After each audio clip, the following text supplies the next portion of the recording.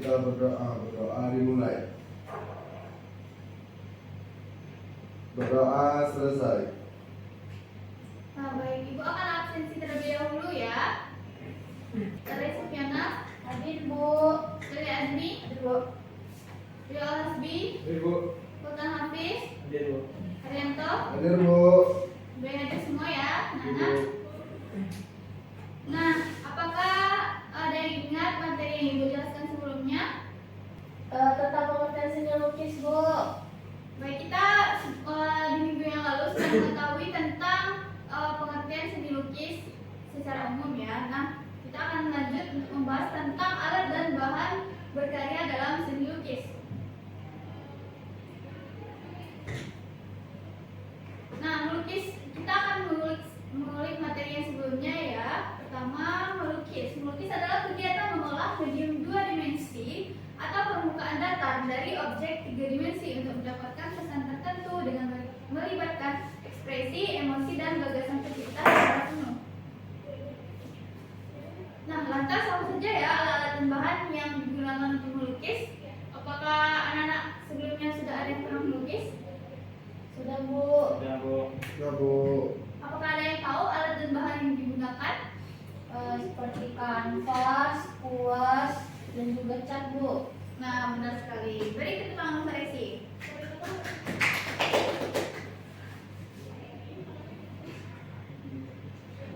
Nah, coba untuk anak-anak semua silakan perhatian kepada gambar di depan ini. Apakah ada yang bisa menentukan apa perbedaan dari dua lukisan tersebut? Bu, Silakan, Resi.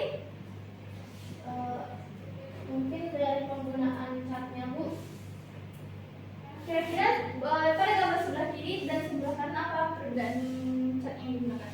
Kalau yang sebelah kiri pakai cat air, Bu. Benar. Untuk gambar sebelah kanan? Cat minyak, Bu. Nah, benar sekali. Beri tepuk tangan sekali lagi untuk Resi. Yeay. Apakah yang lain ada yang tahu? Apakah apa saja perbedaan dari dua lukisan ini? Silakan, Surya. Menurut saya perbedaannya dari objek yang dibuat, Bu. Ada yang menggunakan objek alam, Alam sekitar, dan Kemudian? ada yang menggunakan hewan sebagai objeknya. Nah, benar sekali. Berarti anak sudah bisa ya membedakan apa saja tentang tema dan cat-cat yang digunakan pada sebuah lukisan. Nah, selanjutnya yaitu alat-alat yang digunakan dalam seni lukis yaitu pertama ada pensil. Pensil merupakan perlengkapan wajib yang biasanya harus selalu ada untuk membuat sebuah sketsa, baik ketika menggambar maupun melukis. Kemudian bisa menggunakan pastel atau krayon. Pastel atau oil pastel terbuat dari lilin dan wax. Lilin dan minyak, sedangkan krayon terbuat dari bahan kaolin dengan tepung warna sehingga terlihat lebih mengkilap dan keras. Nah, apakah ada yang tahu jenis cat yang digunakan untuk melukis apa saja? Silakan, Surya. Menurut saya ada cat akrilik, cat minyak, dan akuarel. Apakah ada yang ingin menanggapi atau menambahkan jawaban dari Surya? Akuarel itu seperti apa, Bu? Akuarel itu cat air, lebih ke kayak Apa bedanya sama cat poster? beda kalau cat poster. Kalau cat poster itu dia biasanya bentuknya tidak wujud bentuk cat poster itu hampir sama dengan akrilik tapi menggunakan air. Sedangkan kalau misalnya cat akuarel itu dia berbentuk padat gitu dan dia ditumpah ke air. Baik, terima kasih atas jawaban lengkapnya ya, Surya. Beri tepuk tangan kepada Surya. Nah, cat warna ini dibedakan berdasarkan basis pengencer dari cat tersebut. Yang pertama ada cat air atau yang berbasis air, di mana jenisnya ada yaitu watercolor dan postercolor. Watercolor ini bersifat transparan, sedangkan postercolor bersifat plakat. Bahan utama cat air berupa pigmen halus atau serbuk warna atau dye yang dicampur dengan gam arabik sebagai bahan baku serta gliserin atau madu untuk menambahkan kekentalan dan daya resisten warna ke permukaan permukaan bidang gambar. Kemudian ada cat minyak. Cat minyak biasanya terbuat dari partikel-partikel pigmen warna yang disuspensi dengan media minyak. Berbeda dengan cat akrilik yang mudah mengering, cat minyak ini sangat membutuhkan waktu untuk pengeringannya. Kemudian ada cat akrilik. Cat akrilik sebenarnya adalah cat plastik yang tersedia dalam bentuk pasta dan dikemas dalam semacam tube atau bisa juga di dalam sebuah kaleng. Cat akrilik ini biasanya digunakan harus dicampur dengan air agar tidak terlalu kental. Kemudian alat selanjutnya yaitu adalah kuas.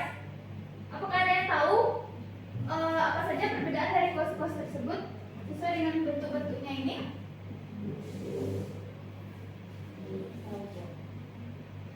Kalau kuas ini biasanya digunakan untuk apa?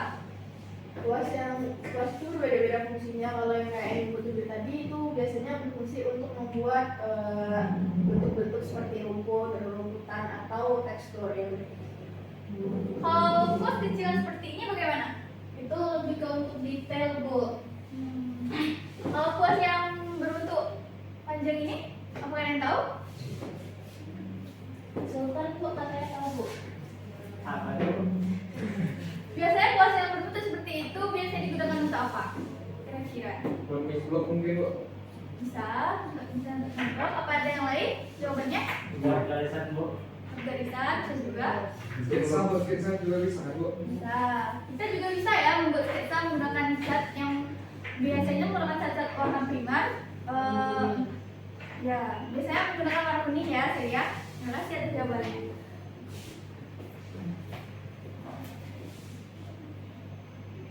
Iya. Nah, selanjutnya ada alat yaitu pisau palet. Biasanya terbuat dari aluminium tipis yang fungsinya mencampur cat seperti layaknya kuas juga untuk membuat efek-efek goresan pada media lukis. Apakah di antara murid ini ada yang pernah mencampurkan warna? Berarti sudah paham ya untuk menggabungkan warna-warna primer. Nah, selanjutnya ada palet. Palet ini adalah media yang digunakan untuk mencampur cat. Palet ini ada berbagai macam, yaitu ada yang berbentuk kedalaman, ada yang bisa berbentuk palet yang tipis seperti gambar di depan. Palet ini berbeda, memiliki dua fungsi yang berbeda juga sesuai keinginan pelukis. Jika pelukis ingin membutuhkan warna yang banyak, tentu akan memerlukan palet yang memiliki kedalaman, kan? Nah, kalau biasanya untuk ngeblok atau menggunakan satu warna saja bisa menggunakan palet yang tipis seperti gambar di depan. Ya, ada kanvas. Kanvas adalah bahan media yang digunakan sebagai media dalam melukis. Kanvas bisa menggunakan bahan linan atau bahan katun. Nah, sebaiknya sebelum memulai sebuah lukisan kita harus memblok sebuah kanvas agar hasil yang didapatkan setelah akhir melukis bisa lebih bagus. Nah, untuk tugas sekarang, Ibu ingin kalian membuat tugas kelompok. Silahkan bagi satu kelompok dengan satu kelompok beranggotakan 2 orang. Nah, karena kalian berlima, jadi bikin saja 2 kelompok ya. Dan sini saya lihat, Bu. Oke, boleh.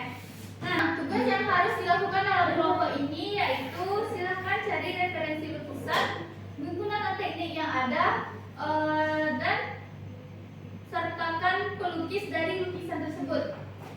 Minimal 5 contoh lukisan dan 5 tokoh pelukis yang terkenal. Silakan dibagi kelompoknya sekarang. Ibu berikan nih waktu 20 menit ya untuk mencari jawaban dari soal tersebut. Nah, baik anak-anak, apakah sudah selesai tugas kelompoknya? Sudah, Bu. Baik, perwakilan kelompok silakan untuk maju ke depan untuk menjelaskan hasil diskusi kalian masing-masing. Pas. Rio ketua kelompok, Ibu. Berarti ke depan. Selamat Rio, maju ke depan ya. Ada siapa yang kenal? Kami berkelompok menjelaskan hasil diskusi kalian semua. Baik, dari hasil diskusi kita bertiga, kita mendapatkan aliran realisme dengan tokoh Thomas Atkins. Yang selanjutnya aliran naturalisme dengan tokoh Basuki Abdullah dari Indonesia.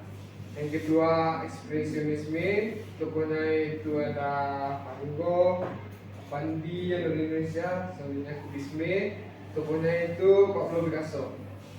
Selanjutnya aliran surrealis, itu ada tokohnya Salvador Dali. Oke, terima kasih. Baik, berikan aplaus kepada kelompok 1.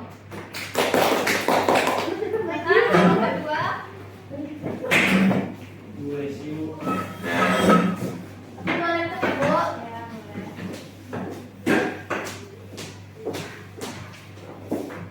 Baik, Assalamualaikum warahmatullahi wabarakatuh. Ya, kami dari kelompok 2 akan menjelaskan hasil diskusi kami, yaitu di sini kami sudah membuat ringkasannya. Ada beberapa aliran lukis yang menurut kami mempunyai genre juga tokoh-tokohnya. Seperti yang pertama ada aliran kubisme. Aliran ini menggambarkan cara pandang yang berbeda dengan perspektif konvensional. Contoh-contoh tokohnya, Nah, itu contoh siapa tokohnya aja? itu yaitu seperti Pablo Picasso, Georges Braque, Joan Gris, Fernand Léger, terus bisa jadi lagi saya lihat Albert Glaze, Robert Delaunay, Roger de la Fresnaye, dan lain sebagainya. Lalu ada aluran surrealisme, di mana aluran ini mengeksplorasi dunia bawah sadar dan mimpi dan menggambarkan aktivitas jiwa manusia tanpa aturan logika, etika, dan estetika. Tokoh-tokohnya seperti Salvador Dali, Paul Klee, Yves Tanguy, dan Joan Miro. Selanjutnya, yaitu aliran realisme. Ini aliran ini menggambarkan kehidupan sehari-hari manusia dengan detail yang sangat diperhatikan. Jadi tokoh-tokohnya yaitu seperti ada Avandi dan Popo Iskandar. Mungkin ada satu lagi Basuki Abdullah. Basuki Abdullah. Ya, mungkin sekian yang dapat kami sampaikan dari kelompok kami. Kami tutup. Assalamualaikum warahmatullahi wabarakatuh. Baik, beri aplaus ke kelompok 2. Yeay. Nah, dari penjelasan dari kedua kelompok ini, nah kita dapat banyak aliran yang digunakan dalam seni lukis ya, seperti naturalisme, kubisme, serta tokoh-tokoh nasional dan maupun internasional yang telah menaungi dunia lukis di dunia.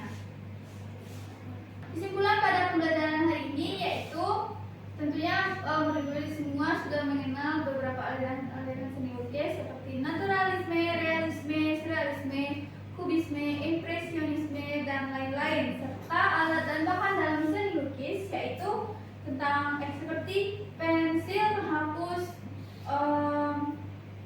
kuas, kanvas, cat, palet, serta pisau palet. Nah, sebelum ibu menutup pelajaran, apakah ada yang ingin ditanyakan lagi? Cukup, Bu. Cukup ya. Nah, terima kasih atas perhatiannya semua. Jangan lupa untuk mempelajari lagi bahan-bahan ajar ini di rumah ya. baik Bu. Nah, silakan kepada ketua kelas untuk menutup pelajaran. Ya, sebelum kita mengakhiri pembelajaran pada hari ini, alangkah baiknya kita berdoa menurut agama dan kepercayaannya masing-masing. Berdoa dimulai. Berdoa selesai.